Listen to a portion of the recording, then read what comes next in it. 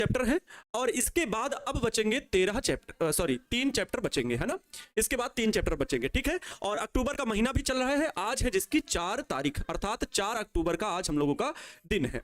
प्यारे साथियों, हम लोग आज पढ़ने वाले हैं बोहर का परमाणु सिद्धांत, परमाणु मॉडल, जो कि पहले पढ़ चुके हैं, ठीक है। अब इस पर बेस्ड जो बोहर ने अपना परमाणु सिद्धांत दिया, जो बोहर ने परमाणु मॉडल बताया, उस पर कोई एग्जाम्पल तो मिलना चाहिए ना। किसी चीज का एग्जाम्पल लेकर के सारी व्यवस्थाएं बताना चाहिए ना इनको। तो इन्होंने हाइड्रोजन के एटम को लिया। हाइड्रोजन जो होता है H, ठीक है, हीलियम He, हाइड्रोजन का परमाणु क्रमांक कितना, 1।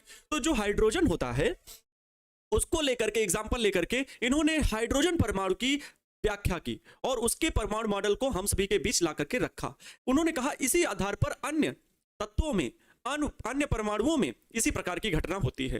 तो हाइड्रोजन परमाणु में किस प्रकार इलेक्ट्रॉनों की स्थायी कक्षा होती है, हाइड्रोजन में किस प्रकार इलेक्ट्रॉन गति करते हैं, उनका वेग क्या होता है, उनकी गतिज ऊर्जा क्या होती है, स्थितिज ऊर्जा क्या होती है, इलेक्ट्रॉनों के पास कुल कितनी ऊर्जा होती है।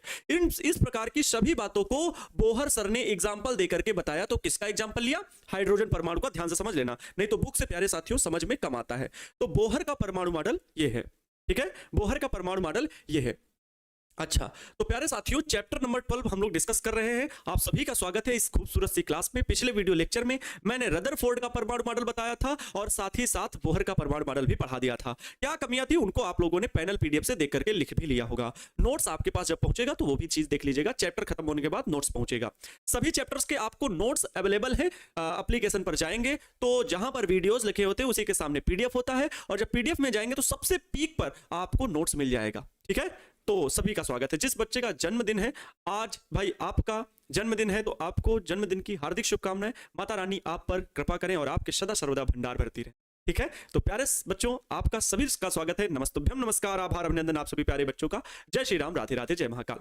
आनंद गुरुजी आपके छापो सुल्तान हाजिर हैं, जल्दी से अब क्लास शुरू कीजिए, है ना। तो चलिए, तो भाई सभी का स्वागत करते हैं एक शानदार सी क्लास में। एक बात थोड़ा सा हम आपसे पूछना चाहते हैं कि आप लोगों की पढ़ाई कैसी चल रही है और इसमें से कौन कितने घंटे पढ़ रहा है, एकदम बताइएगा सही सही, क्योंकि यहाँ पर कोई और कमेंट नहीं पढ़ेगा आपका एक दूसरे का, मैं सिर्फ पढ़ूंगा। इसलिए कमेंट बिल्कुल राइट वाला कीजिएगा कि आपके घर में पढ़ाई, सेल्फ स्टडी इन क्लासेस को छोड़ करके कितनी चल रही है। 6 आवर, 4 आवर, कुछ भी, जो भी बताइए।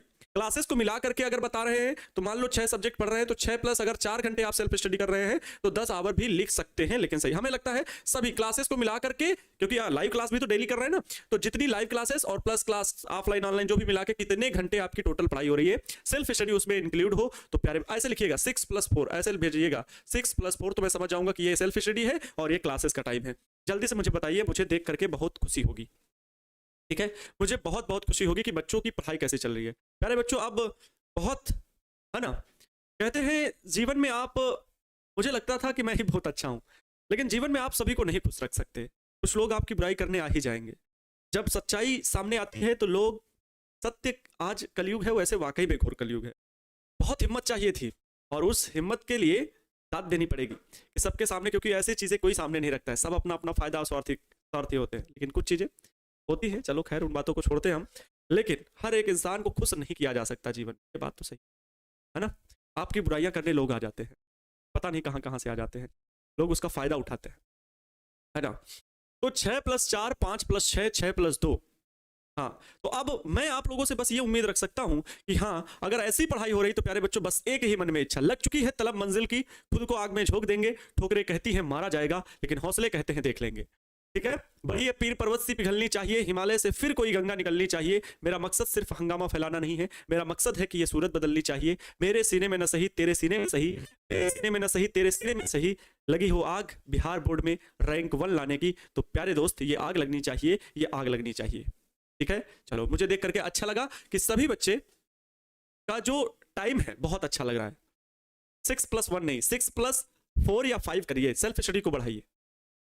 हाँ, चलो अब प्यारे बच्चों बात करते हैं कि हम लोगों ने बोहर परमाणु मॉडल की व्याख्या कर दी थी, तो आपको याद होगा, है ना। आप जो चीज पढ़ रहे हैं क्लास में रेगुलर लिख करके पढ़ेंगे तो याद होगा, और उसको रिवाइज करते रहना, क्योंकि पुनरावृत्ति नहीं करोगे तो फिर भूल जाओगे धीरे धीरे। रिवाइज जरूर करिए। अच्छा, आप सुनिए, ध्यान से देखिए, हम लोगों ने रदरफोर्ड का परमाणु मॉडल पढ़ा था, यस और नो? यस सर, आपने रदरफोर्ड का परमाणु मॉडल बताया। रदरफोर्ड का परमाणु मॉडल बताया, परमाणु मॉडल। इनके परमाणु मॉडल में कमियां पाई गई, क्या कमियां पाई गई कि इलेक्ट्रॉन का स्थायित्व तो नहीं बता पाए। भैया इलेक्ट्रॉन अगर घुमा करेगा घुमा करेगा घुमा करेगा तो एक समय आएगा कि वो गिर जाएगा नाभिक में। बहुत सारी चीजें मैंने बता दी थी। उसके बाद मैंने बोहर का परमाणु मॉडल बताया, ठीक है, बोहर का परमाणु मॉडल परमाणु मॉडल, यस और नो। कल तो जो क्लास हुई थी वो नवरात्रि स्पेशल रिवीजन क्लास थी, जिसमें आप सभी को चैप्टर 1 to 8 और साथ में मैंने ये भी बता दिया था प्राथमिक इंद्रधनुष द्वितीयक इंद्रधनुष क्या होता है, मतलब सब्जेक्टिव क्वेश्चन भी एक दो कराए गए थे। तो उस क्लास को आप देख भी सकते हैं, एक दो नहीं कई सारे आपको होमवर्क भी दिए गए थे। तो बोहर के परमाणु मॉडल में क्या बताया, बोहर सर ने सफल व्याख्या की परमाणु मॉडल की। इन्होंने लगभग 90% प्लस से ज्यादा सही सही व्याख्या कर दी, क्योंकि इन्होंने प्लांक के क्वांटम सिद्धांत का सहारा लिया। इन्होंने कहा कि अगर भाई कोई ये नाभिक है जिसमें धनावेश है, भाई नाभिक में क्या होता है, प्रोटॉन होते हैं और न्यूट्रॉन होते हैं, लेकिन न्यूट्रॉन विद्युत उदासीन होते हैं, न्यूट्रॉन विद्युत उदासीन होते हैं और प्रोटॉन नाभिक में रहते हैं। अच्छा, तो धनावेश होता है नाभिक। इनका कहने का अर्थ था कि जो इसके बाहर वृत्तीय कक्षाओं में इलेक्ट्रॉन क्या होते हैं, चक्कर लगाते हैं। वृत्तीय कक्षाओं में इलेक्ट्रॉन क्या है, चक्कर लगाते हैं। इन्होंने ये बताया इलेक्ट्रॉन वृत्तीय कक्षाओं में चक्कर लगाते हैं और स्थायी कक्षाओं में चक्कर लगाते समय ये विद्युत ऊर्जा का उत्सर्जन नहीं करते हैं और लगातार चक्कर लगाते रहते हैं। जब इलेक्ट्रॉन किसी बाह्य स्रोत से अगर ऊर्जा पा करके उच्च ऊर्जा स्तर में जाता भी है, अगर बाह्य स्रोत से मान लो प्रकाश आपतित हुआ तो बाह्य स्रोत से ऊर्जा लेकर के उच्च ऊर्जा स्तर में जाता भी है, तो केवल 10⁻⁻8 सेकेंड रुकता है और फिर वापस हो जाता है, फिर अपनी निम्नतम कक्षा में चला आता है। इस दौरान वह ऊर्जा का उत्सर्जन प्रकाश के रूप में करता है, प्रकाश ऊर्जा के रूप में करता है। इस सिद्धांत को इन्होंने दिया और ये 90% से अधिक सत्य पाया गया। ठीक है, अब जब इन्होंने बता दिया है कि इलेक्ट्रॉन आर त्रिज्या के वृत्तीय पथ पर चक्कर लगा रहे हैं, ठीक है, कोई भी स्थायी कक्षा हो सकती है। अरे भाई अगर मैं हाइड्रोजन परमाणु की बात करूं तो हाइड्रोजन में कितना इलेक्ट्रॉन, एक इलेक्ट्रॉन होता है। हीलियम की बात करूंगा तो 2 इलेक्ट्रॉन होते हैं हीलियम में। ऐसे ही लिथियम है ना, बोरान, कार्बन, सब ऑक्सीजन आगे बढ़ते जाएंगे तो सब में अधिक इलेक्ट्रॉन। अरे आप बहु सिद्धांत से फिर हम जब लोग वो भरते हैं 1s2 2s2 उनका इलेक्ट्रॉनिक विन्यास करते हैं, इस आधार पर हम बता देते हैं ना कि बाह्यतम कक्षा में कितने इलेक्ट्रॉन और हर एक कक्षा में जो भरे इलेक्ट्रॉनों की संख्या है वो कितनी है ना, फिर 2 फिर 4 8 ऐसे करके बाह्यतम कक्षा में इलेक्ट्रॉनों की संख्या निकाल लेते हैं इलेक्ट्रॉनिक विन्यास से। तो प्यारे बच्चों किसी भी तत्व का परमाणु, ये क्या है तत्व, आज हमारी जो टेबल है ऑर्गेनिक उसमें हमने कितने एलिमेंट्स 114 बिल्कुल राइट हो गए हैं, और उससे प्लस में दिखाएंगे आपको 120 18, लेकिन उनमें रिसर्च चला करती है, अभी रिसर्च चल रही है, परफेक्ट नहीं दिया गया ना। तो प्यारे बच्चों सभी तत्वों के परमाणु में अलग अलग इलेक्ट्रॉनों की संख्या है, प्रोटॉनों की संख्या है। अगर हाइड्रोजन की बात करें तो 1 इलेक्ट्रॉन 1 प्रोटॉन है, यस और नो, ठीक है, समझ में आ रही बात। हाँ, तो बोहर सर ने जो बात बताई है, बोहर सर ने जो बात बताई, अब केमिस्ट्री में ये केमिस्ट्री के पार्ट यहां तक है, फिजिक्स तो मेन उसके इंटरनल पार्ट में एंट्री करती है। फिजिक्स का काम ही है बोले तो खल्लास कर देना, है ना। फिजिक्स क्या करेगा बच्चा पार्टी, वो इलेक्ट्रॉन कैसे चक्कर लगा रहा है, उसकी गतिज ऊर्जा क्या है, उसकी पोटेंशियल एनर्जी मतलब स्थितिज ऊर्जा क्या है, अगर वृत्तीय पथ की जिस वृत्तीय पथ में चक्कर लगा रहा है उसकी त्रिज्या कितनी है, ठीक है, इसकी वैल्यू को निकालना, ठीक है, इसकी वैल्यू को निकालना। समझ में आ रहा है। तो वो चीजें आज हम लोग काउंट करेंगे। तो हम जो बोहर सर ने परमाणु मॉडल बताया उसके रूप में उदाहरण स्वरूप हम लोग ले रहे हैं किसको, हाइड्रोजन परमाणु को ले रहे हैं। हम नहीं ले रहे हैं, किसने लिया था, तो बोहर सर ने हाइड्रोजन परमाणु की सदृश व्याख्या की और वही हमारे सिलेबस में है ना। तो हाइड्रोजन परमाणु में परमाणु क्रमांक कितना होता है, हाइड्रोजन स्पेक्ट्रम की सफल व्याख्या की जा सकी, ठीक है। तो हम लोग हाइड्रोजन स्पेक्ट्रम को भी आगे कल पढ़ेंगे और कल शायद ये चैप्टर खत्म हो जाएगा। लेकिन आज इलेक्ट्रॉन जिस स्थायी कक्षा में चक्कर लगाते हैं उसकी त्रिज्या कितनी होती है वो प्राप्त करना है, साथ ही उसकी गतिज ऊर्जा, उसका वेग, सब कुछ प्यारे बच्चों आज के इस वीडियो लेक्चर में हम लोग देखने वाले हैं। तो मजा आएगा।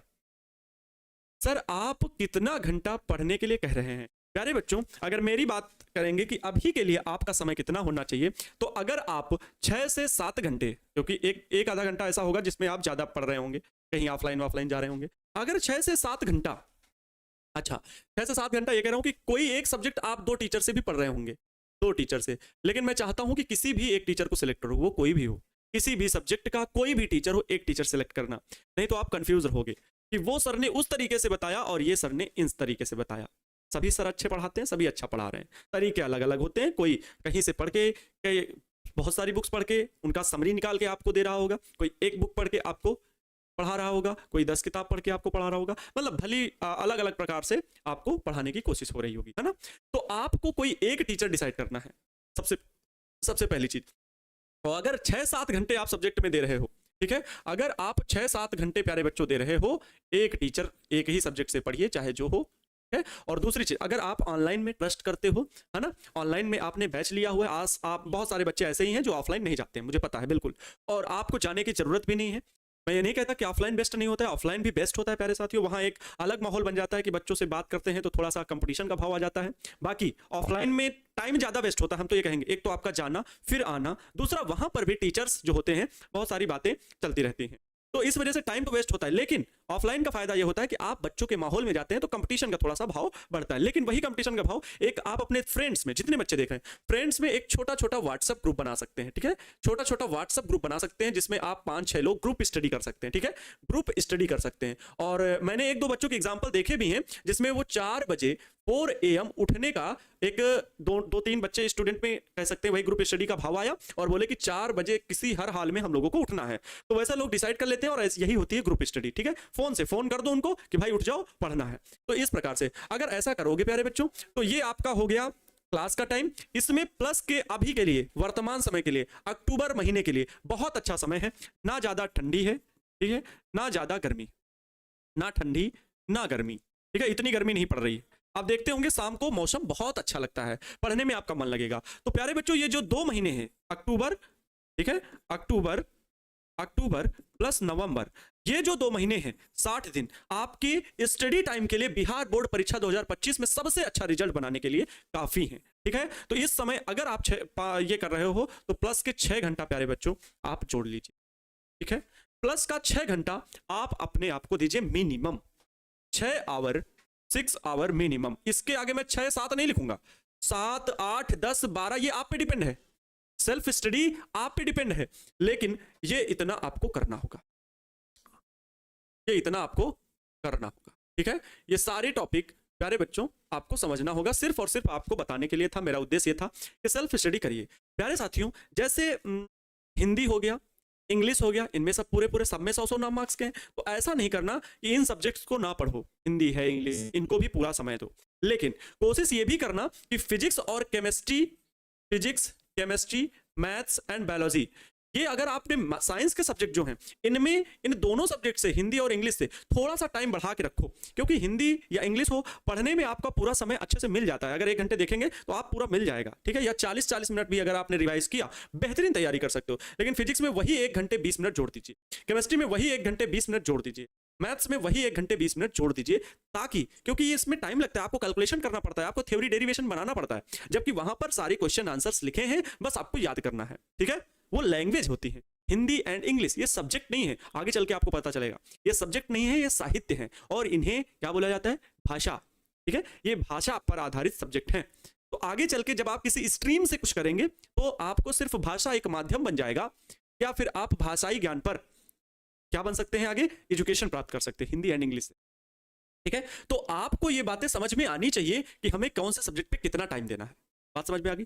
जो सब्जेक्ट आपका वीक हो, मान लो केमिस्ट्री आपकी वीक है, तो उस पर 2 आवर देना, उस पर घंटा ज्यादा बढ़ा दो, क्योंकि आपको एवरेज बैलेंस बनाना है। ऐसा नहीं कि सब में बराबर दे रहे हो, एक सब्जेक्ट कमजोर है तो क्या मतलब, बैलेंस बनाओ, ठीक है, बैलेंस बना के चलना तो आपको अच्छा लगेगा, ठीक। चलो, और एक बात, अभी सेकंड पेपर चल रहा है प्यारे बच्चों, लेकिन आप फर्स्ट पेपर को रिवाइज करते रहना, मात्र फर्स्ट पेपर की एक पॉइंट पढ़ करके 70 नंबर ला सकते हो, 70 में 70। लेकिन मैं ये कतई नहीं कहूंगा, क्यों नहीं कहूंगा, क्योंकि सेकंड पेपर का पहला चैप्टर प्रकाशिकी बहुत ज्यादा इंपॉर्टेंट है, ठीक है, प्रकाशिकी चैप्टर बहुत ही ज्यादा इंपॉर्टेंट है। तो अगर पहले फर्स्ट पेपर के आप 7 चैप्टर प्लस प्रकाशिकी का 1 चैप्टर ये सब पढ़ लेते हो, तो प्यारे बच्चों आपका बेड़ा एकदम पार है, ठीक है। उम्मीद है बात को, और मैं इन्हीं चैप्टर्स को बहुत अच्छे से क्रैश कोर्स के भीतर और प्लस आपको ऑब्जेक्टिव या सब्जेक्टिव क्वेश्चंस में पूरा भरपूर आपकी मदद करूंगा, ठीक है। इन चैप्टर्स को मैं ज्यादा फोकस करूंगा, जिनसे ज्यादा प्रश्न पूछे जाते हैं और जो आपके पेपर में अधिक मार्क्स दिला सकते हैं, ठीक है। चलो, तो प्यारे बच्चों मेरा उद्देश्य बताने का सिर्फ ये था कि आप अपनी पढ़ाई को सुनियोजित ढंग से कर सकते हैं। देखो, कोई ये ना समझे कि हम अपने आप में बहुत विद्वान हैं, अगर आपको स्वयं में लग रहा है, और मुझे अगर स्वयं में लगे तो ये मेरा अभिमान है, मेरा अभिमान नहीं, मैं आपके बड़े भाई के नाते मैं बस आपको समझाने का ये प्रयास कर रहा हूं कि आप अगर इन चीजों को फॉलो करते हैं, मैं अपने एक्सपीरियंस से बता रहा हूं और इससे बहुत सारे बच्चों को फायदा होता है, होता आया है। ठीक है, मैं ये बात ये बोल रहा हूं पर्सनल गाइडेंस से। ठीक है, किसी लुभावने या ऑनलाइन में पढ़ा देने मात्र से नहीं, बल्कि पर्सनल गाइडेंस। जो गांव में बच्चे थे, ठीक है, गांव में बच्चे थे जो आसपास कह सकते हैं आसपास में कोई उन चीजों को जानता नहीं था, ठीक है, उन चीजों को जानता नहीं था और उनके घर वाले भी नहीं जानते थे कि ये चीज क्या है, लेकिन उनके घर पे जाकर के मैंने बच्चे को कहा कि ये बच्चा बहुत अच्छी तैयारी कर सकता है, बस आपको इसे ऑनलाइन में पढ़ने के लिए स्वतंत्र रखना है। 1 साल बाद उन बच्चों ने कारनामा दिखाया है। तो मैंने देखा है जैसा गाइडेंस दिया गया, अच्छे बच्चों ने रिजल्ट दिया। कोई आईआईटी में है, कोई एनआईटी में है, तो कोई बीएचयू और दिल्ली यूनिवर्सिटी से बीटेक और कह सकते हैं कैंपस सिलेक्शन से वो बीएससी की तैयारी कर रहे हैं, मतलब आगे हायर एजुकेशन में पढ़ रहे हैं, नीट क्लियर करके एमबीबीएस भी कर रहे हैं। तो प्यारे साथियों, ये गाइडेंस, अब मैं ये नहीं कहता कि वो बच्चे ही कर सकते हैं, आप भी कर सकते हैं। अगर उन बच्चों में क्षमता है, गांव से निकल करके उनकी सोच बदली, उन्होंने फॉलो किया बताए गए इंस्ट्रक्शन को, तो आप भी ऐसा कर सकते हैं, संभव है। ठीक है, मेरा मैसेज देखते हैं भाई, सभी का मैसेज देखता हूं बच्चों। एक एक बच्चे को मैं, अगर मेरे पास होते तो मैं सामने से बैठ के सबके पास खड़े होकर के थोड़ी थोड़ी देर बात करके मैं आपको समझाता। ठीक है सर, क्रैश कोर्स स्टार्ट हो जाएगा, मुझे लगता है क्रैश कोर्स, हाँ, जो क्रैश कोर्स है मुझे लग रहा है कि 1 नवंबर तक अभी तक बात हुई है, ठीक है, प्रिंस सर से, लेकिन मैं जल्दी सर से बात करूंगा। मुझे अभी जस्ट अभी तुरंत इन्हीं सब बातों की चर्चा करते करते, मतलब आप लोग जैसे सामने हो ऐसा मुझे फील हो रहा है, तो चर्चा करते करते मुझे लग रहा है कि 1 नवंबर की बजाय 25 अक्टूबर से हम लोग क्लास को शुरू करें, क्योंकि 1 नवंबर के आसपास क्या है, दिवाली है, और अगर 25 अक्टूबर के आसपास शुरू कर देंगे तो क्लासेस आपकी शुरू हो जाएंगी, फिर छठ पूजा भी है, तो 2 या 3 दिन क्लास डिस्टर्ब होगी, दिवाली में 1-2 दिन और उधर छठ पूजा में 1-2 दिन। तो हम चाहते हैं कि वो चीजें दिक्कत ना करें, इसलिए पहले ही 5 दिन हम लोग क्लासेस को शुरू कर दें, जिससे आपका नुकसान ना हो और सही समय पर क्रैश कोर्स का सिलेबस खत्म हो सके, सही रहेगा। तो कोशिश करूंगा कि सर से बात करके इस चीज को भी हम देखें, है ना, इस चीज को भी हम देखें, समझे। चलो अब चले आगे की तैयारी, जो हम लोगों को पढ़ना है बोहर सिद्धांत परमाणु मॉडल से किसी भी एक इलेक्ट्रॉन की, जिसमें हम हाइड्रोजन परमाणु का उदाहरण ले रहे हैं। किसका ले रहे हैं, इसको थोड़ा सा गाइड कर रहे हैं, हम समझ लेना। क्या उदाहरण के स्वरूप हम लोग किसको ले रहे हैं प्यारे बच्चा पार्टी, हाइड्रोजन को ले रहे हैं। किसको, तो हाइड्रोजन को ले रहे हैं, और हाइड्रोजन के द्वारा बोहर सर, वैज्ञानिक बोहर जी अपनी सारी व्याख्या, अपने सारे कॉन्सेप्ट समझाने वाले हैं। तो आइए बोहर सर के उन मुख वचनों से, श्री मुख से जो निकले हुए बोहर परमाणु मॉडल के साथ जो हाइड्रोजन के लिए उनकी हाइड्रोजन से संबंधित जो पूरे मॉडल की वर्षा हुई है, आइए उसे पढ़ते हैं। चलिए, तो हेडिंग प्यारे बच्चा पार्टी है, ध्यान से देखिएगा, ये हेडिंग आप अपनी कॉपी पे लिख लीजिए, ये हेडिंग आप लोग अपनी कॉपी पर प्यारे बच्चों लिख लीजिए, ठीक है। तो प्यारे साथियों, मैं आपको बस हमेशा ये चाहता हूं कि टारगेट बोर्ड का झंडा गड़ना चाहिए बच्चों, टारगेट बोर्ड का झंडा बिहार बोर्ड में गड़ना चाहिए।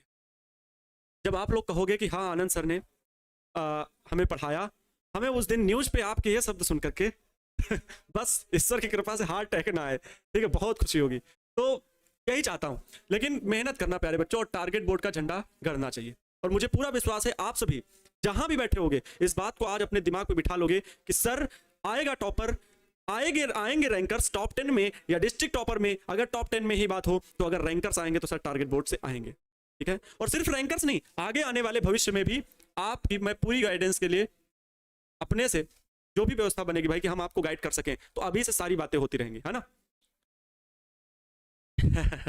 चलो आइए सुनते हैं आनंद सर के मुखार बिंद से बोहर के परमाणु मॉडल के बारे में। तो प्यारे बच्चों, हेडिंग है हाइड्रोजन सदृश परमाणुओं का बोहर सिद्धांत। बहुत सारी बातें डेली मुझे चाहिए, मुझे पता है, भरोसा है कि मुझे थोड़ी बहुत बात करनी ही पड़ेगी। हाँ, 30 मिनट बीत गया, 1 घंटा बीत जाए, किसके बाद तो कोई क्लास नहीं है केमिस्ट्री में, इतना सुनने में कोई दिक्कत भी है। हाइड्रोजन सदृश परमाणुओं का बोहर सिद्धांत क्या है, Bohr's theory of hydrogen like atoms. वही बात कि क्या हाइड्रोजन सदृश परमाणु, हाइड्रोजन के जैसे परमाणुओं के लिए बोहर सिद्धांत दे रहे हैं, बोहर सर अपनी थ्योरी दे रहे हैं। तो इन्होंने किसका एग्जांपल लिया, हाइड्रोजन का। प्रश्न कैसे आएगा कि बोहर सिद्धांत के आधार पर या बोहर परमाणु मॉडल के आधार पर हाइड्रोजन स्पेक्ट्रम की व्याख्या कीजिए, या हाइड्रोजन परमाणु में स्थायी कक्षा के लिए इलेक्ट्रॉन की, स्थायी कक्षा में इलेक्ट्रॉन की त्रिज्या, वेग तथा ऊर्जा का मान बताइए। प्रश्न लिख दूंगा, सुन रहे हो तो समझ के लिख सकते हो खुद से, ठीक है, लेकिन अभी पहले अब शुरू करते हैं। चलो, तो प्यारे साथियों, जैसा इन्होंने कहा ठीक वैसे ही हम चर्चा शुरू करते हैं। इन्होंने क्या किया, आइए हम पहले लैंग्वेज, क्योंकि लैंग्वेज वाले ज्यादा हैं और आज थोड़ा सा कैलकुलेशन भी है, ध्यान देना, ठीक है। तो हाइड्रोजन के बोहर के परमाणु सिद्धांत के आधार पर, बोहर के, ध्यान से सुनते जाएंगे, बोहर के परमाणु सिद्धांत के आधार पर कॉपी और पेन आपके पास होना चाहिए, कलम जब लिखने वाली बात हो लिखते जाइएगा, ठीक है। बोहर के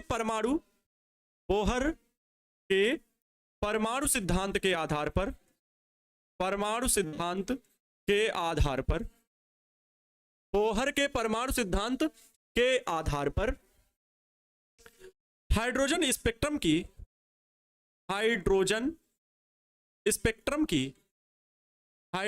स्पेक्ट्रम की सफल व्याख्या की जा सकी, सफल व्याख्या की जा सकी, व्याख्या की जा सकी। मतलब हाइड्रोजन के लिए इन्होंने बताया और फिर उसी आधार पर अन्य परमाणुओं के लिए हम चर्चा कर सकते हैं। इनका कहने का अर्थ ये था कि उसी के आधार पर हम अन्य परमाणुओं की चर्चा कर सकते हैं। कहां गया भाई? इसी के आधार पर हम अन्य परमाणुओं की चर्चा जो है वो कर सकते हैं, ठीक है। हाँ, इसी आधार पर हम अन्य परमाणुओं की चर्चा कर सकते हैं। चलो, तो हाइड्रोजन परमाणु की बात हुई तो हाइड्रोजन के बारे में लिखते हैं कि हाइड्रोजन के चारों ओर कोई एक इलेक्ट्रॉन ही होता है हाइड्रोजन में। तो हाइड्रोजन परमाणु में कितने इलेक्ट्रॉन होते हैं? एक। हाइड्रोजन परमाणु में एकल इलेक्ट्रॉन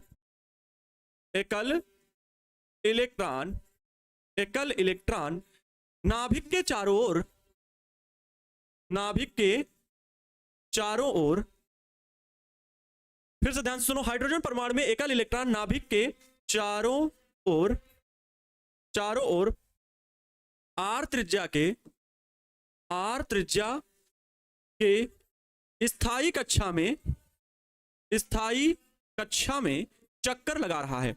हाइड्रोजन परमाणु का उदाहरण है, हाइड्रोजन परमाणु में एक ही इलेक्ट्रॉन होता है, तो एक एकल इलेक्ट्रॉन नाभिक के चारों ओर आर त्रिज्या की स्थायी कक्षा में चक्कर लगा रहा है या घूम रहा है, चक्कर लगा रहा है, ठीक है। आर त्रिज्या की स्थायी कक्षा में चक्कर लगा रहा है, ठीक। यदि इसमें इलेक्ट्रॉन की सारी बातें लिख दीजिए। यदि इलेक्ट्रॉन पर आवेश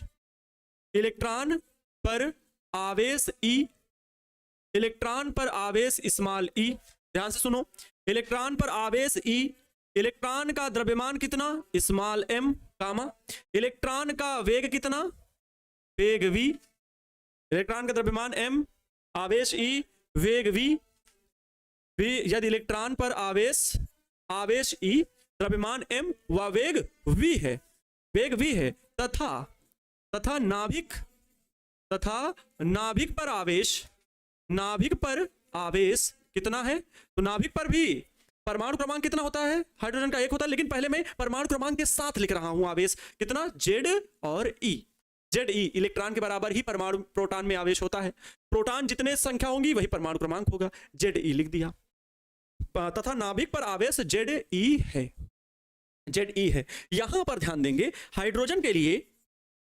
हाइड्रोजन परमाणु के लिए क्या जेड बराबर कितना होता है? 1 होता है। तो हाइड्रोजन परमाणु के लिए जेड बराबर 1 है। अतः नाभिक पर आवेश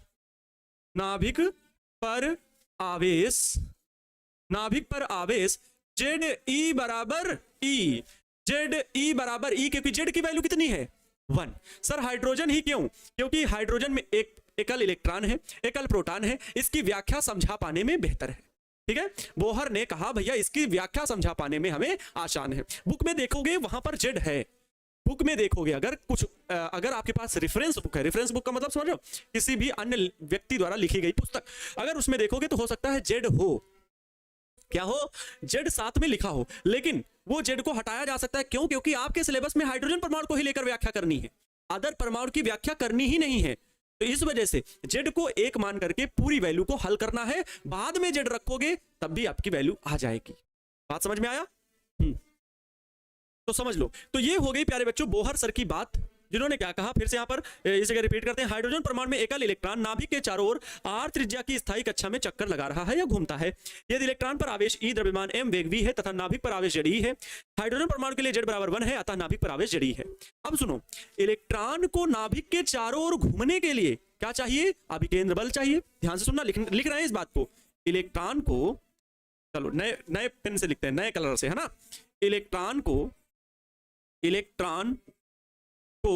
नाभिक के चारों ओर घूमने के लिए, नाभिक के चारों ओर घूमने के लिए, चारों ओर घूमने के लिए आज के समय में सर झुका के पढ़ लो, सर झुका के लिखते जाओ बस मेरे साथ। आने वाले समय में सर ऊंचा करके घूमोगे, ठीक है। जिस दिन बिहार बोर्ड का रिजल्ट निकलेगा तो सर ऊंचा करके घूमोगे। मैं ये नहीं कहता हर एक बच्चा टॉपर मिलेगा, फिर सुन लो, लेकिन आप अपने गांव मोहल्ले में जरूर सर ऊंचा करके घूमोगे तो भाई मेरा तो इतना परसेंट आया है। हाँ, तो इस वजह से जो बच्चे लिख नहीं रहे हैं तो लिखो, इलेक्ट्रॉन को नाभिक के चारों ओर घूमने के लिए क्या चाहिए, और बातों को मन में चलाते जाओ, इमेजिन करते जाओ कि हाँ सर ऐसे ऐसे बता रहे हैं, वही हम लिख रहे हैं, तो आपको याद होता जाएगा। इलेक्ट्रॉन को नाभिक के चारों ओर, तो नाभिक की कल्पना कर लो छोटू सा, उसके चारों ओर इलेक्ट्रॉन घूम रहा है। तो घूमने के लिए क्या चाहिए? अभिकेंद्र बल चाहिए। इलेक्ट्रॉन को नाभिक के चारों ओर घूमने के लिए आवश्यक अभिकेंद्र बल, आवश्यक अभिकेंद्र बल, आवश्यक अभिकेंद्र बल कहां से मिलता है? अगर वृत्तीय कक्षा में घूमेगा तो उसे क्या चाहिए? अभिकेंद्र बल। प्यारे बच्चों ये जान लीजिए, जहां कहीं भी वृत्तीय गति होगी बिना अभिकेंद्र बल के वृत्तीय गति संभव नहीं होती है। इसलिए वो वृत्तीय गति कहां से आएगी, मतलब वृत्तीय गति किससे संभव है? तो अभिकेंद्र बल से। अभिकेंद्र बल उसे कैसे मिल रहा है? किसी ना, जैसे पृथ्वी सूर्य के चारों ओर घूम रही है, पृथ्वी सूर्य के चारों ओर घूम रही है, तो वृत्तीय कक्षा में अगर घूम रही है तो उसे अभिकेंद्र बल कहां से मिलता है? सूर्य और पृथ्वी के गुरुत्वाकर्षण बल से मिलता है। सूर्य और पृथ्वी के गुरुत्वाकर्षण बल से मिलता है ना। तो उसी प्रकार जो घूमने के लिए आवश्यक अभिकेंद्र बल है वो कहां से? आवश्यक अभिकेंद्र बल नाभिक और इलेक्ट्रॉन, नाभिक और इलेक्ट्रॉन के बीच कार्यरत वैद्युत आकर्षण बल से प्राप्त होता है। वैद्युत आकर्षण क्यों? क्योंकि नाभिक धनावेशित और इलेक्ट्रॉन ऋणावेशित होता है, तो कार्यरत वैद्युत आकर्षण बल से प्राप्त होता है। एक एक शब्द का अर्थ बताते हुए चल रहा हूं। वैद्युत आकर्षण बल से प्राप्त होता है, प्राप्त होता है, ठीक है। बताइए यहां तक बात क्लियर है सबको? क्या ये एक एक बात क्लियर है? समझ में आया? ठीक है सर, आपके बगल में माता रानी का आरती हो रहा है, आवाज आ रहा है। हाँ हो रहा है, इतनी दूर का आवाज कैच कर रहा है ना, लेकिन बहुत तेज वाकई में आवाज आ रही है, डिस्टर्ब हो रहा है पढ़ाने में, लेकिन पढ़ाना तो है ना। गुरुजी हम आपके साथ लिख रहे हैं अंकेश कुमार जी लिख रहे हैं, छापने में कोई कसर नहीं है। ठीक है, कोई कसर रखना भी नहीं। ठीक है, समझ में आ गया? कोई दिक्कत यहां तक समझने में? रिपीट करना चाहूंगा, बोहर के परमाणु सिद्धांत के आधार पर हाइड्रोजन स्पेक्ट्रम की सफल व्याख्या की जा सकी। हाइड्रोजन को उदाहरण बना करके बोहर सर ने अपना सिद्धांत की सफल व्याख्या कर दी। क्या व्याख्या कर दी? इसके लिए उन्होंने क्या किया, हाइड्रोजन परमाणु को लिया और इसकी घटनाओं को पहले लिख दिया कि हाइड्रोजन में नाभिक कैसे कैसे वर्क कर रहा है। तो इसके लिए लिखा कि हाइड्रोजन परमाणु में एकल इलेक्ट्रॉन नाभिक के चारों ओर r त्रिज्या की स्थायी कक्षा में चक्कर लगा रहा है। यदि इलेक्ट्रॉन पर आवेश स्मॉल e, द्रव्यमान स्मॉल m, वेग v है, मतलब जिससे चक्कर लगा रहा है तो वेग v है, तथा नाभिक पर आवेश Ze है। नाभिक का आवेश आपको पता है, एक इलेक्ट्रॉन तो नाभिक पर आवेश एक प्रोटॉन के बराबर होगा। तो लिखा हुआ है एक प्रोटॉन, तो यहाँ एक लिख जाएगा, तो वही लिखा हुआ है कि हाइड्रोजन परमाणु के लिए Z बराबर 1 है, अतः नाभिक पर आवेश Ze बराबर E होगा। इलेक्ट्रॉन को नाभिक के चारों ओर घूमने के लिए आवश्यक अभिकेंद्र बल नाभिक और इलेक्ट्रॉन के बीच कार्यरत वैद्युत आकर्षण बल से प्राप्त होता है।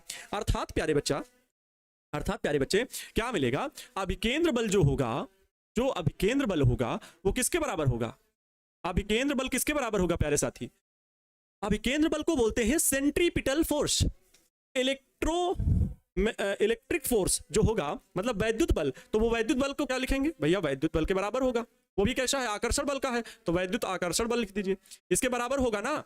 तभी तो भैया वृत्तीय गति कर रहे हैं तो मतलब अभिकेंद्र बल लग रहा है। अभिकेंद्र बल उससे किससे मिल रहा है? तो वैद्युत आकर्षण बल से मिल रहा है।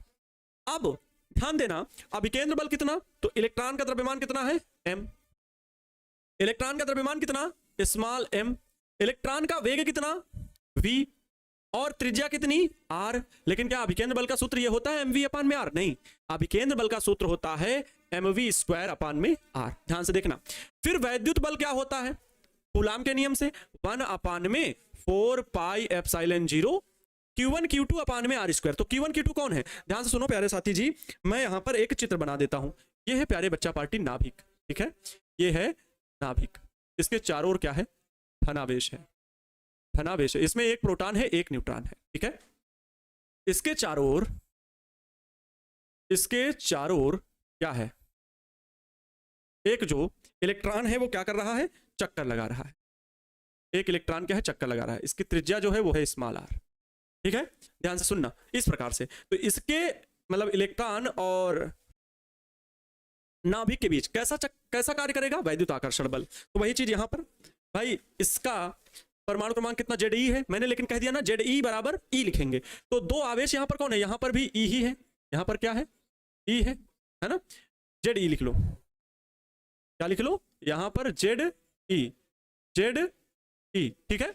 लेकिन Z बराबर क्या है? 1। क्यों? क्योंकि हाइड्रोजन है, तो केवल हम E लिखेंगे यहां पर, केवल E। तो E, Q1 E है। Q2 आवेश क्या है? इलेक्ट्रॉन है, उसके लिए भी E। तो Q1 इंटू Q2 अपान में बीच की दूरी त्रिज्या कितनी है?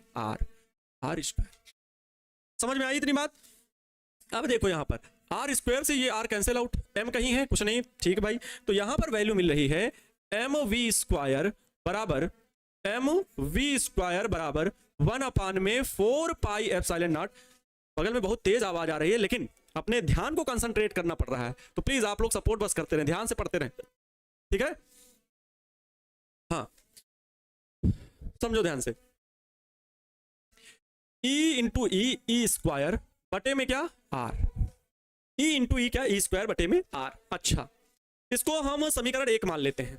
इसको हम क्या मान लेते हैं? समीकरण 1 मान लेते हैं। फिर बोहर सिद्धांत का जो द्वितीय नियम था, दूसरा नियम क्या था? कि इलेक्ट्रॉन केवल उन्हीं कक्षाओं में चक्कर लगा सकता है जिनका कोणीय संवेग h अपान 2 पाई का पूर्ण गुणज हो। जिनका कोणीय संवेग क्या होता है? h अपान 2 पाई का पूर्ण गुणज हो। तो इस बात को लिख देते हैं बच्चा पार्टी, क्या? बोहर की परिकल्पना से, बोहर सर ने कहा है ना, बोहर की परिकल्पना से उन्होंने कहा कोणीय संवेग इलेक्ट्रॉन का क्या? कोणीय, उस स्थायी कक्षा में घूम रहे इलेक्ट्रॉन का कोणीय संवेग mvr। कोणीय संवेग कितना? mvr। ये किसके बराबर होगा? h अपान 2 पाई का पूर्ण गुणज होगा। पूर्ण गुणज तो n, जहां पर n बराबर क्या है? इसको मैं समीकरण 2 मान रहा हूं, लेकिन यहां लिख दो कि जहां n बराबर पूर्ण गुणज कहा है ना, तो 1 2 3 एंड सो ऑन इन्फिनिटी तक कितने भी कक्षाएं हो सकती हैं, सभी कक्षाओं में इलेक्ट्रॉन का जो कोणीय संवेग होगा वो h अपान 2 पाई का पूर्ण गुणज होगा। ये बोहर सर ने कहा। वो चाहे पहली कक्षा हो, चाहे दूसरी, फिर तीसरी, तो वो n बराबर बढ़ाते जाएंगे, लेकिन वो h अपान 2 पाई का पूर्ण गुणज ही होगा। ये कहा है बोहर सर ने, है ना। समझ में आ गई बात? अच्छा, हमें त्रिज्या प्राप्त करनी है बच्चे पार्टी।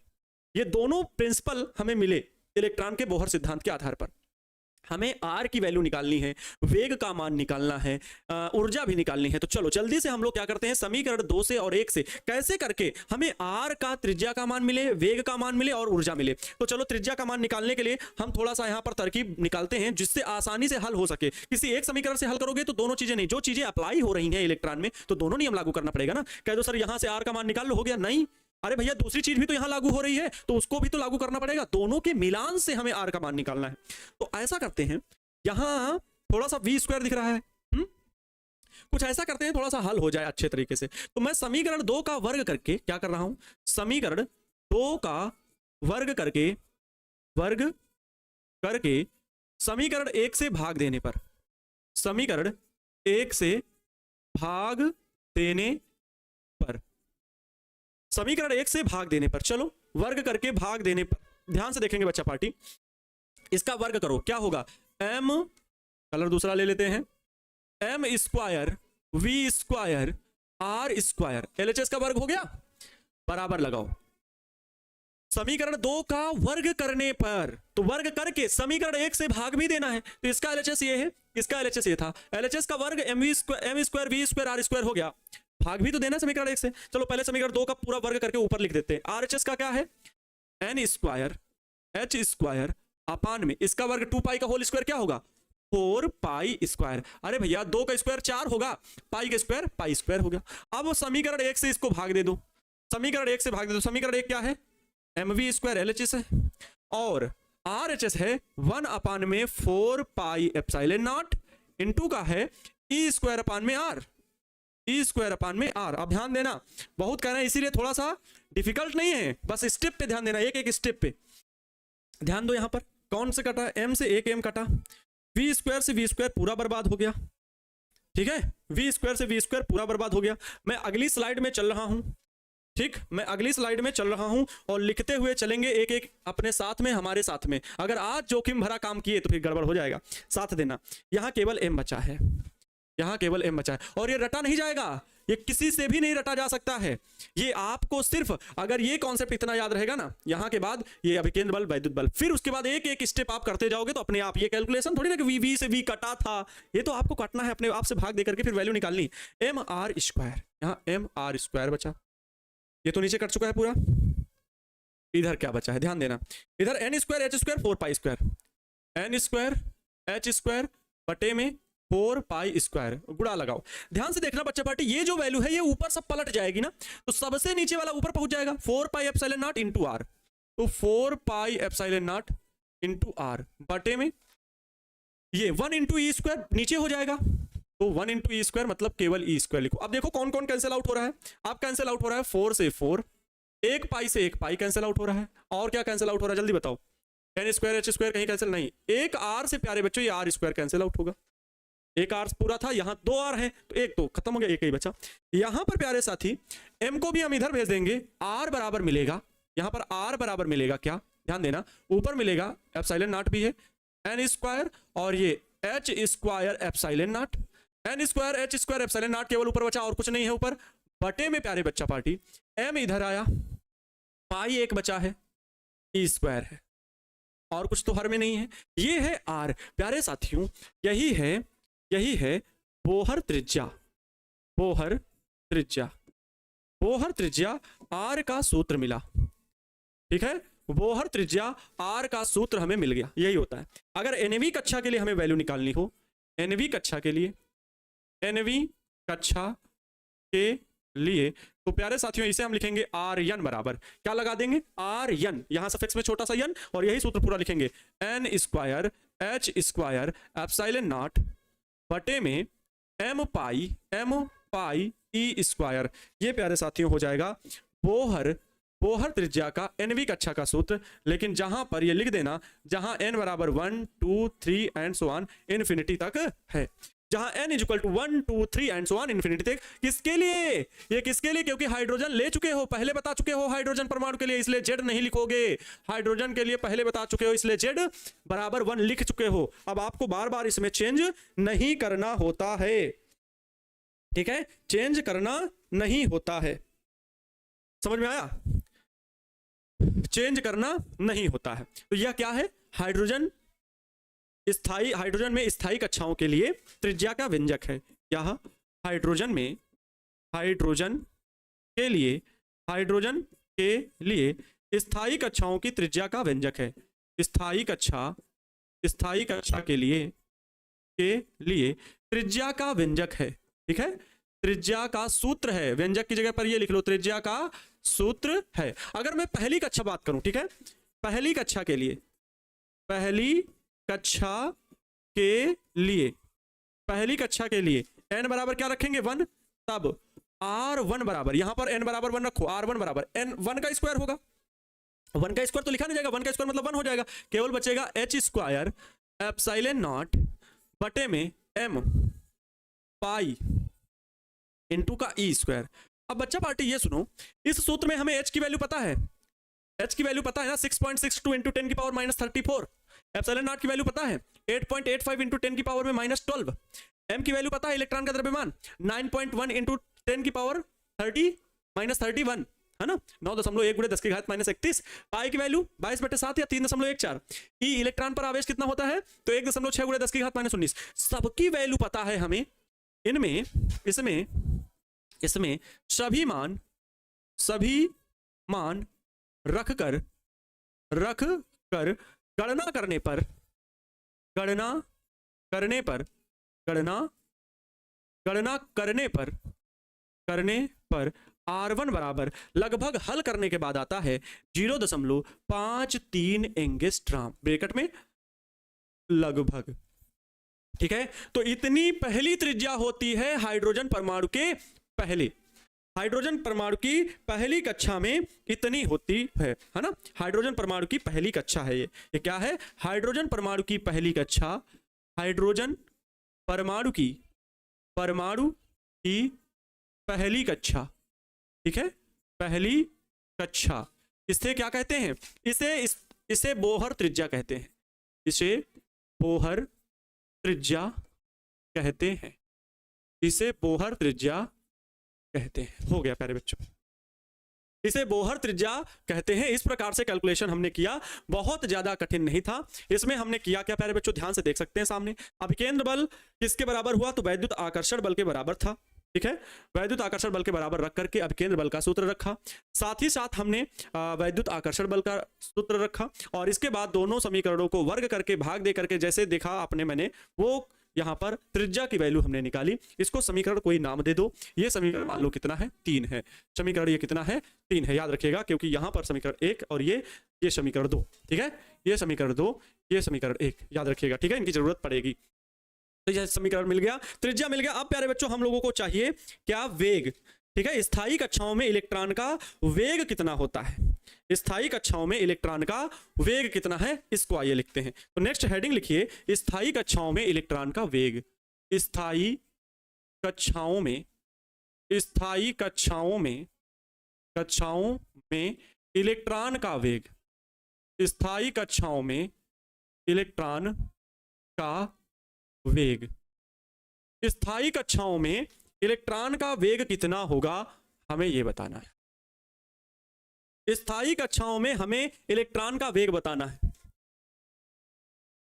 सर अगर किरचॉफ लॉ पूछा जाएगा तो दोनों नियम लिखना होगा। हाँ भाई, अगर ये आएगा कि किरचॉफ के नियमों को लिखे तो फिर दोनों नियम लिखना पड़ेगा, प्रथम नियम और द्वितीय नियम। अगर स्पेशली आता है कि किरचॉफ का द्वितीय नियम लिखे तो फिर केवल द्वितीय नियम। अगर स्पेशली आता है कि केवल किरचॉफ का प्रथम नियम लिखिए तो फिर केवल प्रथम नियम। ठीक है सर, हाइड्रोजन की दूसरी कक्षा का मान निकाल सकते हैं, बिल्कुल। यहां n बराबर 2 रख दीजिए, यहां पर n बराबर 2 रख दीजिए बस। अब स्थायी कक्षा में इलेक्ट्रॉन का वेग कितना होता है ये बताना है। ठीक है, तो समीकरण 2 से v का मान बताओ। समीकरण 2 से v का मान बताओ हमें। ये समीकरण 2 कहां गया? ई रहा समीकरण 2 से v का मान। mvr = NH/2 है। तो v = कितना होगा बताओ। यहां पर मैं लिख रहा हूं v = इधर है NH/2 है, लेकिन mr भी तो उधर जाएगा तो 2 mr, क्योंकि v केवल LHS में हमने रोका है, बाकी सबको उधर भेजा है वेग का मान निकालने के लिए। तो यहां पर 2 mr होगा। ठीक है, लेकिन गुरुजी इसमें तो एक ही चीज है, बल्कि दो कॉन्सेप्ट स्थायी कक्षा में अगर कोई चीज घूम रही है वृत्तीय कक्षा में, तो एक अभिकेंद्र बल लगा, दूसरा वैद्युत आकर्षण बल लगा। तो दोनों के प्रयोग से हमने सर त्रिज्या निकाली, तो अब भी दोनों समीकरणों के प्रयोग से ही तो वैल्यू निकालिए वेग की। केवल एक समय चाहिए, इस तरह तो इससे भी तो वेग निकाल सकते थे, अलग आ जाता, इससे वेग अलग आ जाएगा। इसलिए प्यारे साथियों इस बात को समझना कि सर क्या ऐसे ही कर दिए जा रहे हैं, क्या आप रखते जा रहे हैं? नहीं, दोनों समीकरणों का मेल होना चाहिए, क्योंकि वहां पर दोनों चीजें लागू हो रही हैं। अरे भैया, आपको अगर सर्दी खांसी जुकाम बुखार सब कुछ है तो आपको 4 प्रकार की टैबलेट देनी पड़ेंगी कि एक टैबलेट खाने से हो जाएगा काम? हाँ, अब कहेंगे sir ji all in one paracetamol खा लेते हैं। हाँ, गलत बात, बातों को ध्यान से समझना। तो प्यारे साथियों इन दोनों को मर्ज करके हमने आर का मान निकाल लिया है, ये रहा। ठीक है, तो हम क्यों ना आर का मान यहां रखते हैं और हल करते हैं, है ना। तो आर का मान रखने पर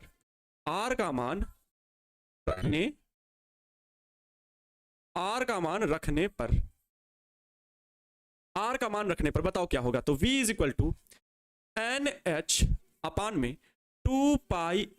इंटू आर की टोटल वैल्यू क्या है? n² h² ε0, पूरी वैल्यू लिख रहा हूं, n² h² ε0 whole upon m πe²। ठीक है, m πe², यहां पर लिख दे रहा हूं m πe²। ये आर की वैल्यू लिखिए। अब प्यारे साथियों आपको ये पता है कि ये वैल्यू पलट करके ऊपर पहुंच जाएगी, क्योंकि बटे के नीचे बटे में है, तो ये पलट के ऊपर पहुंच जाती है। लेकिन यहां पर देख रहे हैं ये भाग में है तो ये m से m कटेगा, पाई से पाई कटेगा। कटेगा कि नहीं कटेगा? देखो यहाँ n है, n स्क्वायर है, यहाँ n है, तो एक n से ये भी कटेगा। यहाँ h स्क्वायर है, ऊपर एक h है, तो ये h स्क्वायर से ये पूरा h कटेगा। भाई समझ लेना ध्यान से। तो यहां पर वेग की वैल्यू कुछ ये आ रही है कि v बराबर ध्यान देना, ऊपर कुछ नहीं बचा, लेकिन ये नीचे वाला e स्क्वायर पलट के ऊपर जाएगा, तो e स्क्वायर बटे में 2n h epsilon not, 2n h epsilon. फिर से देखो 2n h, क्योंकि स्क्वायर कट गए थे n h से, n h epsilon not, e square upon में प्यारे साथियों 2n h एप्सिलॉन नॉट। ठीक है, ये nv कक्षा का वेग, ठीक है, nv कक्षा में वेग, nv कक्षा में वेग है प्यारे साथियों, जहां यहां पर सफिक्स में छोटा सा n लगा सकते हो। तो ये मिल गया इलेक्ट्रॉन का nv कक्षा में वेग। अगर मैं पहली स्थायी कक्षा में वेग निकालना चाहूं, ठीक है, पहली हाइड्रोजन परमाणु में, वो भी कहां पर, क्योंकि z बराबर 1 लेके चले हैं, इसलिए हाइड्रोजन परमाणु में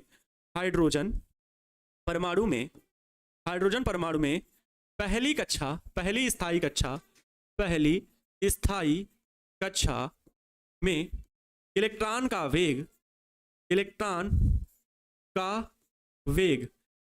का वेग कितना होगा? तो v सफिक्स में छोटा सा 1 लगा दीजिए, सब n की जगह पर 1 हो जाएगा, e स्क्वायर क्या बचेगा, e स्क्वायर बटे में 2, n की वैल्यू 1 हो गई प्यारे बच्चों, h epsilon not, 2h epsilon not. अब ध्यान दो, e की वैल्यू पता है 1.6 × 10 की घात -19, h की वैल्यू पता है 6.6, अच्छा मैं कहीं पर लिख दूं क्या, कहीं पर लिख दूंगा अभी, h की वैल्यू 6.62 × 10 की पावर मतलब 6.62 × 10 की घात -34, एप्सिलॉन नॉट की वैल्यू 8.85 × 10 की घात -12। सबकी वैल्यू रख करके जब हम लोग हल करेंगे तो प्यारे बच्चों इसका जो मान आएगा ना, वो आएगा v1 बराबर 2.19 × 10 की घात में -6 मीटर प्रति सेकंड। अर्थात प्यारे बच्चों इनका कहना है, ठीक है, अच्छा यहां से एक संबंध और निकाल लेना, यहां से संबंध क्या मिला कि जो वेग है ना, जो वेग है, थोड़ा सा यहां पर मैं इसको ऊपर करना चाहूंगा,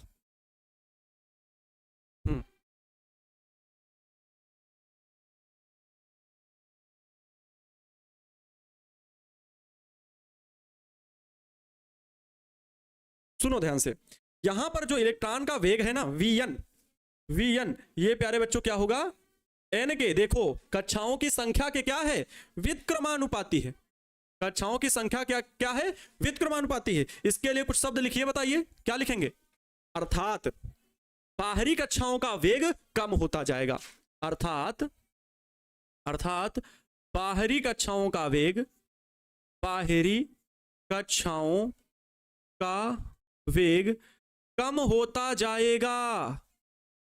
कम होता जाएगा, ठीक है, बाहरी कक्षाओं का वेग कम होता जाएगा। भैया अगर n बढ़ेगा तो वेग घटेगा, n बराबर 1 रखे तो सबसे ज्यादा, इसके बाद 1 2 3 4 5 6 ऐसे रखते जाएंगे तो वो घटता जाएगा।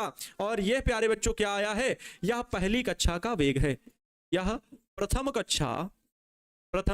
कक्षा का वेग है, ठीक है, प्रथम कक्षा का वेग है, लिख लीजिए भाई, यह प्रथम कक्षा का वेग है प्यारे साथियों, समझ में आया।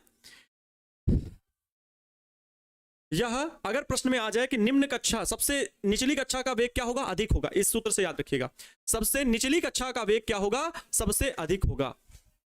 सर सॉरी सर, ज्यादा कमेंट्स कर दिया, हाँ क्यों कमेंट कर रहे हो ज्यादा, गुरुजी है उसमें n स्क्वायर से मल्टीप्लाई नहीं कर सकते हैं क्या, इसमें n स्क्वायर, गुरुजी मान निकाले हैं उसमें n स्क्वायर से मल्टीप्लाई नहीं कर सकते हैं क्या, कौन से n स्क्वायर से मल्टीप्लाई, भाई बताइए, n स्क्वायर हम काट पीट के भाग दिए हैं, जो कट पीट के आया n स्क्वायर अपनी तरफ से लाएंगे नहीं ना। और अगर n स्क्वायर, अगर आप गणना करने की बात कर रहे हो तो n स्क्वायर का गुणा भी करोगे तो भाग भी करोगे तो वैसे भी कटेगा ना, जब जरूरत होगी तब तो हम काम करेंगे। गुरुजी अभी से पढ़कर क्या 80% ला सकते हैं, बिल्कुल ला सकते हो 80%, ठीक है सर, हम आपके साथ छाप रहे हैं सर, संदेश भेजने के लिए 2 सेकंड भेजे हैं। चलो क्वेश्चन छोटा देखते हैं, प्लीज सॉल्व कीजिए प्रॉब्लम को। सर एप्लीकेशन के टेस्ट में क्वेश्चन छोटा देखते, अच्छा देखो बता देंगे सर को, टेक्निकल टीम को, ठीक है हो जाएगा। तो एक तो पता टेक्निकल चीजें होती है ना एप्लीकेशन वगैरह में, उसमें जब कोई प्रॉब्लम आती है तो बड़ी दिक्कत होती है कहने में और फिर सामने वाले से करवाने में, लगता है कि क्या कर रहे हैं, कितना टाइम ले रहे हैं। चलो तो प्यारे बच्चों, ये क्या स्थायी कक्षा में इलेक्ट्रॉन का वेग का मान पता हो गया। अब प्यारे साथियों, हम लोग स्थायी कक्षा में क्या सीखेंगे, इलेक्ट्रॉन की ऊर्जा कितनी होती है। ठीक है, तो नेक्स्ट हेडिंग लगाइए, स्थायी कक्षा में इलेक्ट्रॉन की ऊर्जा। नेक्स्ट हेडिंग, बस इसके बाद हम लोग का खत्म हो जाएगा, लेकिन इसको पढ़ना है। स्थायी कक्षा में इलेक्ट्रॉन की ऊर्जा, इलेक्ट्रॉन की ऊर्जा, इलेक्ट्रॉन की ऊर्जा, स्थायी कक्षा में इलेक्ट्रॉन की कितनी ऊर्जा होती है, इसको हम लोगों को प्यारे बच्चा पार्टी पढ़नी है। चलो लिख लो जल्दी से, हेडिंग लगाइए, देर ना करिए। स्थायी कक्षा में इलेक्ट्रॉन की ऊर्जा कितनी है, इसको हम लोगों को सीखना है। गतिज ऊर्जा और स्थितिज ऊर्जा का योग ही उसकी क्या होगी, कुल ऊर्जा होगी। ठीक है, उसकी क्या होगी, कुल ऊर्जा होगी बच्चा पार्टी। समझ में आया। चलो तो बताओ पहले इलेक्ट्रॉन की गतिज ऊर्जा कितनी होगी, है ना। तो कुल ऊर्जा पहले लिख लेता हूं, इलेक्ट्रॉन की कुल ऊर्जा, इलेक्ट्रॉन की कुल ऊर्जा किसके योग के बराबर होती है। इलेक्ट्रॉन की कुल ऊर्जा अगर किसी चीज की भी हो तो जो उसकी स्थिति के कारण ऊर्जा है स्थितिज ऊर्जा, जो उसकी गति के कारण है गतिज ऊर्जा, तो दो ही ऊर्जाएं हैं। तो कुल ऊर्जा अगर हम ई की बात करें, कुल ऊर्जा अगर हम ई की बात करें तो ये गतिज ऊर्जा मतलब काइनेटिक एनर्जी, क्योंकि गति कर रहा है इलेक्ट्रॉन, घूम रहा है, तो के प्लस अपनी स्थिति पोजीशन में है, पहली कक्षा द्वितीय कक्षा जो भी ऊंचाई के साथ बढ़ रहा है, तो उसकी स्थिति के कारण भी उसमें क्या है, स्थितिज ऊर्जा है। स्थितिज ऊर्जा को हम लोग लिखते हैं प्यारे बच्चा पार्टी यू से। ठीक है, इस प्रकार हम कह सकते हैं कि E बराबर के प्लस यू, के प्लस यू। अगर इलेक्ट्रॉन की गतिज ऊर्जा बतानी हो तो कितनी होगी, इलेक्ट्रॉन की गतिज ऊर्जा, इलेक्ट्रॉन की गतिज ऊर्जा कितनी भैया, तो इलेक्ट्रॉन की गतिज ऊर्जा के बराबर होता है 1/2 mv², 1/2 mv²। ठीक है, हम v का मान ऐसे तो रख नहीं सकते, तो इसलिए समीकरण 1 से v का मान, v² का मान, समीकरण 1 से v² का मान रखने पर तो समीकरण 1 से v² कहां रखे भैया रिमोट, समीकरण 1 से v² का मान रख दीजिए, कहां है समीकरण 1 भैया, ई रहा, यहां m जाएगा, बस यही तो होगा, m यहां पर जाएगा, तो v² बराबर आएगा 1/4 पाई एप्सिलॉन। ध्यान से देखो, ध्यान से देखना, ये k बराबर मिलेगा 1/2 m इंटू v² की टोटल वैल्यू लिख रहा हूं, v² की टोटल वैल्यू m इधर जाके लिखेंगे 1/4 पाई epsilon not, 1/4 pi epsilon not. यहां है e² बटे में, ध्यान दो यहां पर है e², लेकिन ये m भी तो जाएगा इसके अपान में, तो mr यहां पर लिख देंगे, यहां पर क्या लिख देंगे, mr। अब ध्यान दो बच्चा पार्टी, यहां पर m से m कैंसिल आउट होगा, 4 का गुणा 2 से होगा 8 आ जाएगा, है ना, अर्थात k बराबर आएगा बच्चा पार्टी, k बराबर आएगा ऊपर e² केवल बचेगा, e² बटे में आएगा, 4 का गुणा 2 से होगा तो 4 दूनी 8, पाई है पाई लिखेंगे, और तो कुछ है नहीं, epsilon not r, epsilon not और इनटू में r। ये गतिज ऊर्जा हुई, ये किसका मान हुआ, ये गतिज ऊर्जा का मान हुआ, ये गतिज ऊर्जा का मान हुआ। ठीक, अगर अब हमें क्या चाहिए, स्थितिज ऊर्जा चाहिए, ये गतिज ऊर्जा का मान मिल गया, स्थितिज ऊर्जा, नेक्स्ट स्लाइड में चलें, नेक्स्ट स्लाइड में चलें, स्थितिज ऊर्जा का मान है ना, चलो स्थितिज ऊर्जा, स्थितिज ऊर्जा, स्थितिज ऊर्जा U बराबर हम लोग सीखे हैं 1/4 पाई एप्सिलॉन नॉट Q1 Q2 अपान में R, इससे लगाना है। ठीक है, तो U बराबर क्या होगा बताओ, तब U बराबर क्या होगा, इसी सूत्र से लगाना है, स्थितिज ऊर्जा जो वैद्युत विभव में पढ़ा था 1/4 पाई एप्सिलॉन नॉट Q1 Q2, तो दो आवेश है, एक तो नाभिक का आवेश प्लस का E और इलेक्ट्रॉन का आवेश माइनस का E, और स्थितिज ऊर्जा अदिश राशि है, तो सदिश राशि वैद्युत बल तो है नहीं, वैद्युत स्थितिज ऊर्जा है, ये अदिश राशि है, इसलिए यहां पर एक इलेक्ट्रॉन जो आवेश प्रोटॉन में है वो तो धनात्मक, लेकिन इलेक्ट्रॉन का आवेश ऋणात्मक होता है, तो E माइनस ई। अदिश राशि में प्रकृति भी लेते हैं, याद रखिएगा, 1/4 पाई एप्सिलॉन नॉट, अच्छा अपान में R, तो R त्रिज्या है, R लिख दीजिए। तो ये U बराबर मिलेगा, स्थितिज ऊर्जा U बराबर मिलेगा ऊपर में e², वो भी किसका, माइनस का, बटे में 4 पाई एप्सिलॉन नॉट और इनटू का ये R मिला, इनटू का ये R मिला। ठीक है, अच्छा अब देखो, इसको मैं समीकरण 4 मान लेता हूं और इसको समीकरण 5 मान लेता हूं। ठीक है, समीकरण 4 तथा 5 से, समीकरण 4 तथा 5 से ऊर्जा, कुल ऊर्जा से E बराबर K प्लस U, है ना। तो E बराबर K की वैल्यू कितनी है, ई स्क्वायर बटे में कितना है 8 pi epsilon naught R, 8 pi epsilon naught R minus U। अच्छा माइनस कहाँ लिख दिया सर, चलो प्लस लिख दो भैया, प्लस लिख दो।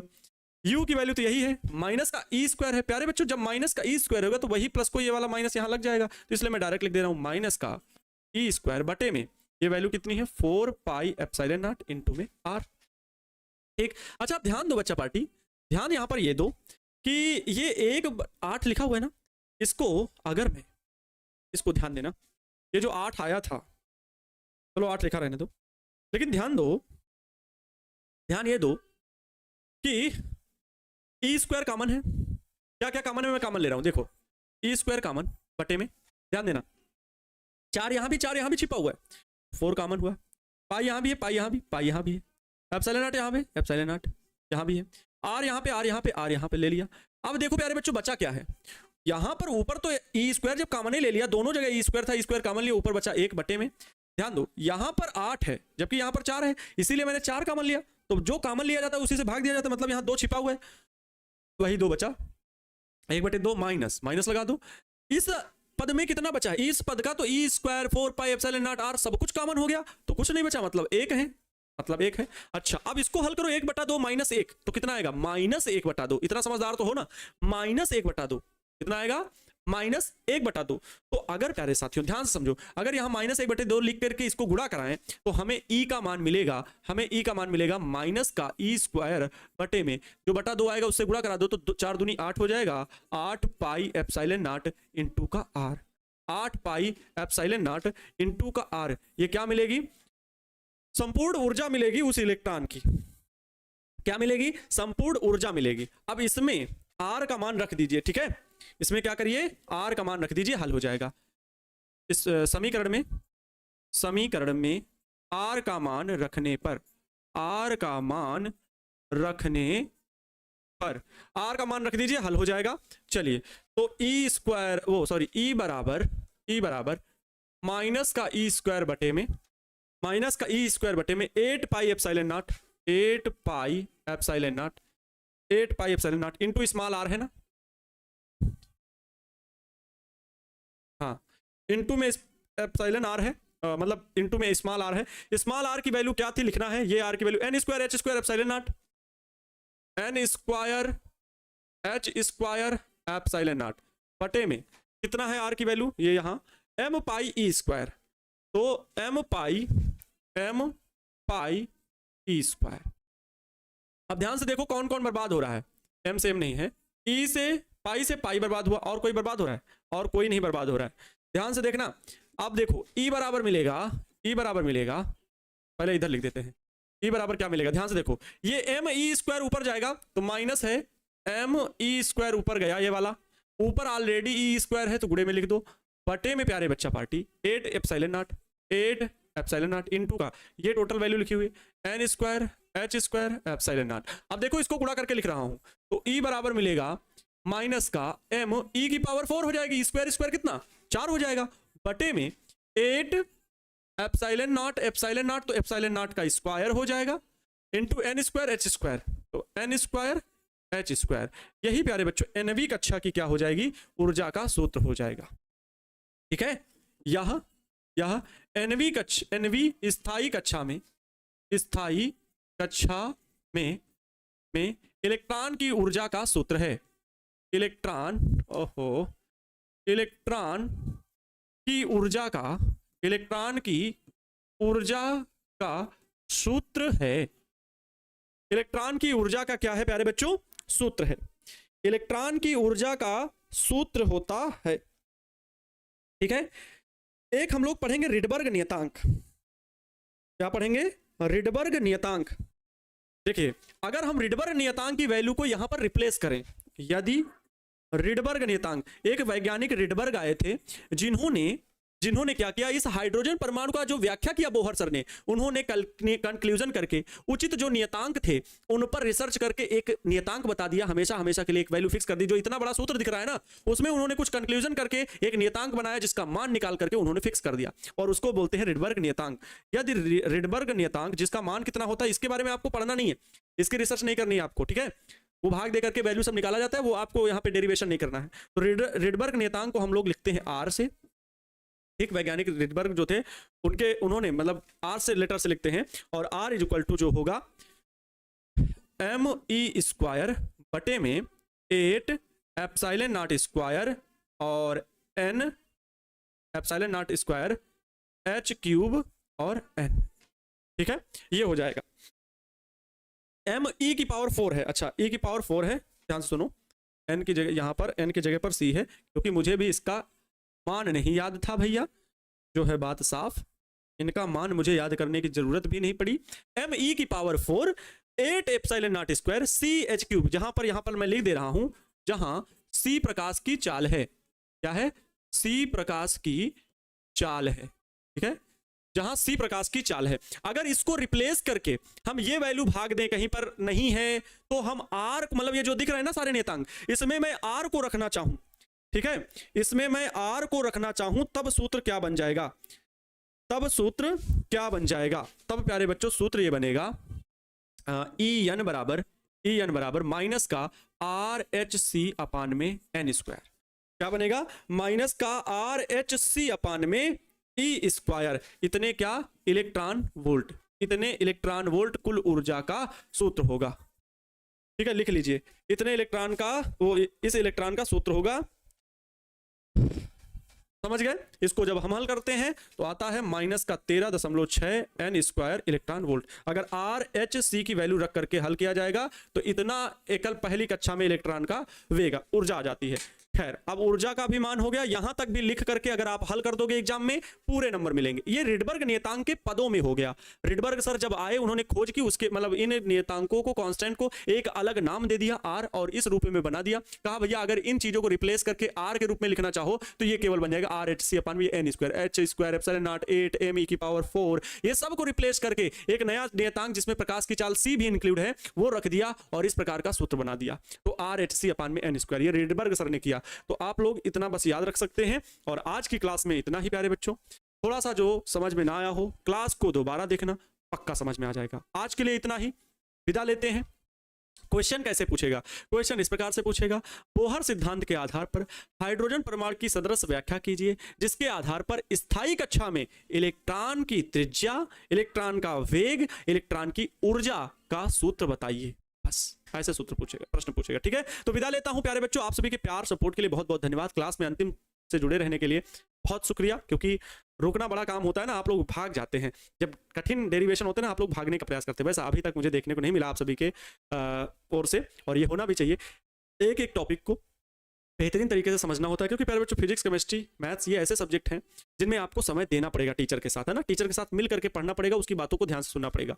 लाजवाब प्यारे बच्चों, शानदार, शुक्रिया, तहे दिल से आभार, अभिनंदन। विदा लेता हूं, कल इसी ऊर्जा के साथ आपसे फिर मिलूंगा और नेक्स्ट टॉपिक को पढ़ेंगे, जिसमें हम लोग हाइड्रोजन स्पेक्ट्रम की सफल व्याख्या को पढ़ेंगे। हाइड्रोजन स्पेक्ट्रम बनाऊंगा, लाइमन, बामन, पाश्चन, ब्रेकट, फुंड सभी श्रेणियों की सफल व्याख्या करके आपको समझाऊंगा। मिलता हूं कल की क्लास में, लेकिन जुड़ना कल मत भूलिएगा। इसी जोश ऊर्जा के साथ जुनून से मिलेंगे। मां तेरे पसीने की हर एक बूंद को मोती सा चमकाऊंगा, तू सपने बड़े देखना, उसे पूरा करके मैं दिखाऊंगा। लव यू सो मच बच्चों, खुद खुश रहें और दूसरों को भी खुश रखने का पूरा प्रयास करें। जय माता दी, जय हिंद, वंदे मातरम।